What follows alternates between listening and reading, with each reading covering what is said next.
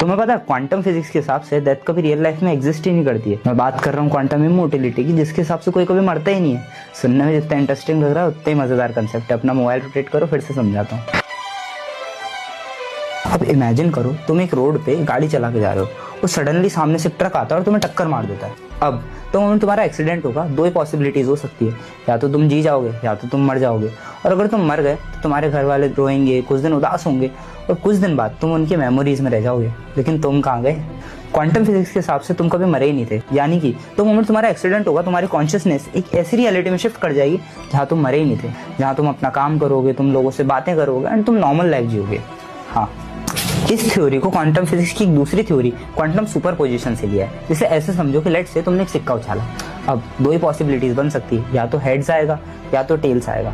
यानी कि तो मोमेंट तुमने वो सिक्का उछाला वहीं दो पॉसिबिलिटीज बनती है, यानी कि दो रियलिटीज एग्जिस्ट करती है।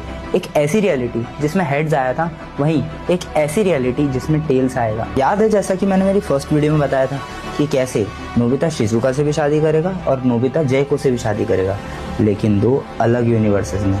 ठीक उसी तरह द मोमेंट तुम्हारा एक्सीडेंट होगा वहीं दो पॉसिबिलिटीज बन जाएगी। एक ऐसी पॉसिबिलिटी जिसमें तुम्हारा एक्सीडेंट हुआ है एंड एक ऐसी पॉसिबिलिटी जिसमें तुम्हारा एक्सीडेंट नहीं हुआ। द मोमेंट तुम्हारा एक्सीडेंट होगा तुम्हारी कॉन्शियसनेस एक ऐसी रियलिटी में शिफ्ट कर जाएगी जहां तुम मरे ही नहीं होगे। अरे सबसे इंटरेस्टिंग बात की ये बात तुम्हें पता भी नहीं चलेगी, यानी कि तुम्हारी लाइफ में कितने ऐसे मोमेंट्स आए होंगे जब तुम ऑलरेडी मर